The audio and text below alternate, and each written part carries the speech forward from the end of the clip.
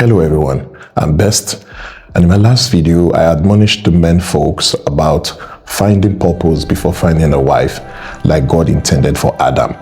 God gave Adam work, then a wife. And on today's episode I'm going to be addressing the women folks as a form of a continuation. So if you're a woman that is intending to marry or you're a woman that is married, this video is for you. After this video, you may begin to ponder and have a rethink if you're actually ready for the responsibilities that comes with the office of being a wife. You see, Proverbs 18:22 says, "He that findeth a wife findeth a good thing and obtains favor from the Lord."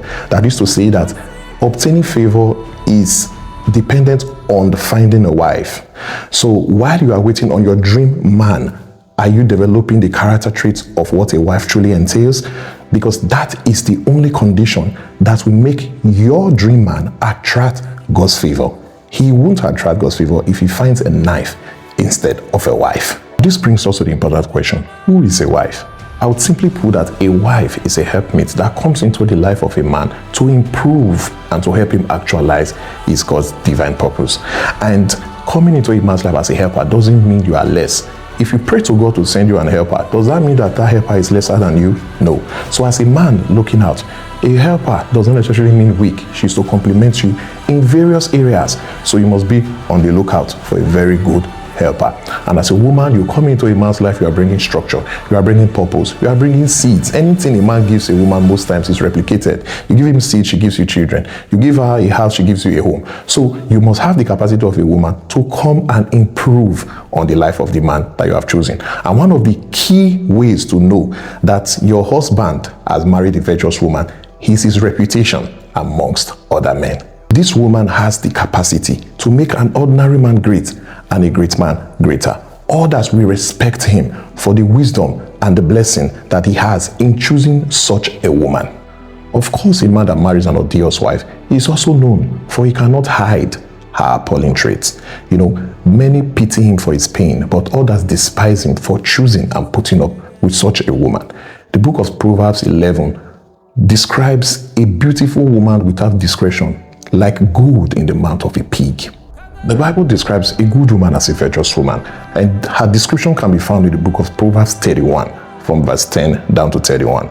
And with the whole description that we are very used to, how she wakes up early in the morning, she's an early bird, she tends to her maids, she provides succor, warmth, romance to her husband. She's a crown to her husband.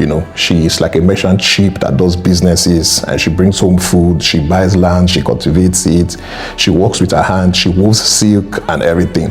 And in times of winter, everybody is warm and covered in the house and so on. But something interesting in verse 22 there, and it says that her husband is well known at the city gates. What is a city gate? In those days, to cut down costs and bureaucratic processes, issues pertaining to the society was discussed at the entrance of the city. This is where men of Tiber and caliber gather to discuss issues about the city. Now, the husband of a virtuous wife is known at that gate. Known there means he is respected at that gate. Everybody envies him because of the kind of wife he married. Let's paint a different picture. In Nollywood movies, when there is argument at the Ehige's palace, there is a particular chief that when he stands to speak, everybody tells him, "Shut up and sit down." And he actually shuts up and sits down. That is the kind of reputation that a man that marries an odious wife has amongst his peers. He is not accorded any level of respect. Sometimes they pity him. An odious woman is the direct opposite of the virtuous woman as described by King Lemuel's mother in the book of Proverbs 31, verse 10 to 31. She is arrogant, lazy, rebellious, non-agreeable, combative, argumentative, has no capacity for peace. King Solomon, regarded as the wisest man to have ever lived by many, said in the book of Proverbs that it is better for a man to live at the rooftop, the corner of the rooftop of his house, than to live in a big house with a prowling woman. Other translations would say it's better for him to live in the wilderness than to live with a contentious woman in the same house. In my experience, I have so many married friends that can't wait for the close of work. They run home straight to their wives, while others are picking up their phones and calling their married friends. "Oh, are you at home? Can I come around?" Why? Because they have contentious wives at home. Let me tell you something, as a woman intending to marry, the man you want to marry does not want peace. He needs peace. Just like the air he breathes, he can't function, he can't go forward, he can't succeed, he can't proceed without peace. So you must have the capacity to be peaceful. I know some people will say, it's a man that gives peace that will give peace to. Some of you don't just have the capacity for peace. Just admit that you don't, and you need help.